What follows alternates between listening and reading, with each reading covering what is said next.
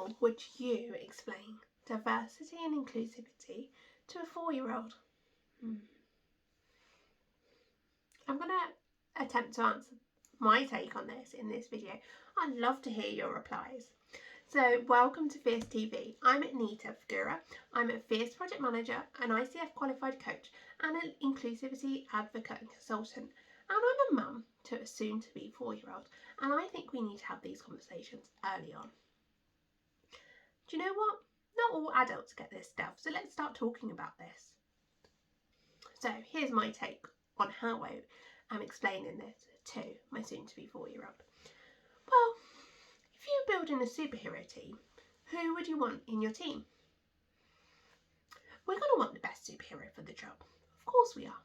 But if we just think about that, then we might end up with 5 superheroes who can fly, 3 with super speed, and none who can walk through walls, none with invisibility, none who are creative geniuses.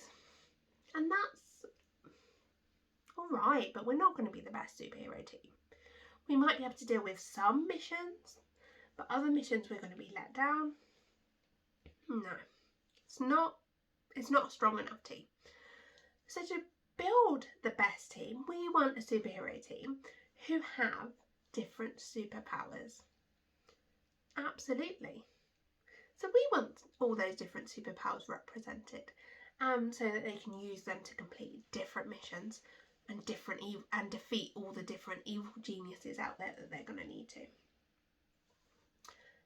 Makes sense then to look at different groups and different identities and different across different spectrums, because then we're going to get a different pool of superpowers, and actually they're going to bring different ways of thinking.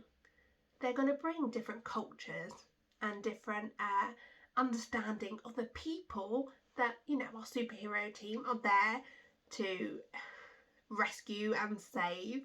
We're going to be better suited to do that because we have all these different experiences, lived experiences in our superhero team.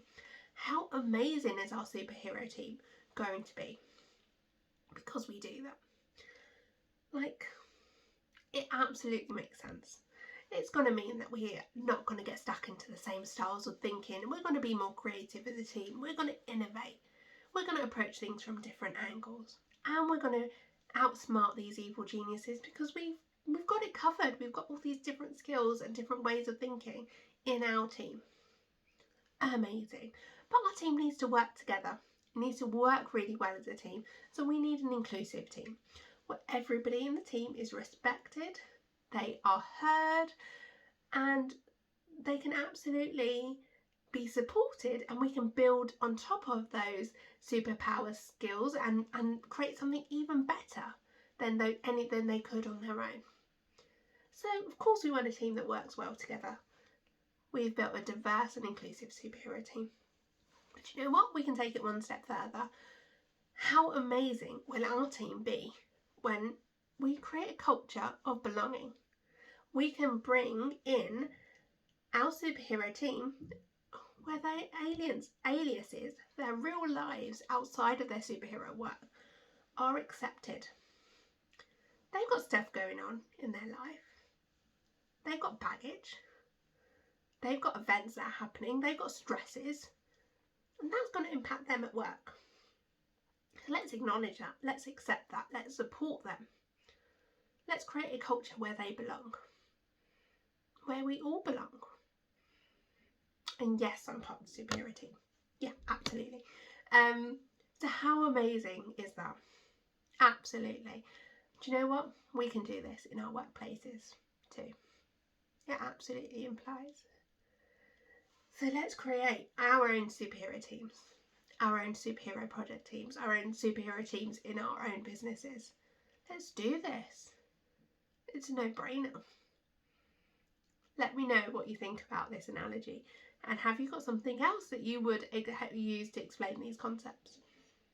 I would love to hear them. Just hit reply and let me know.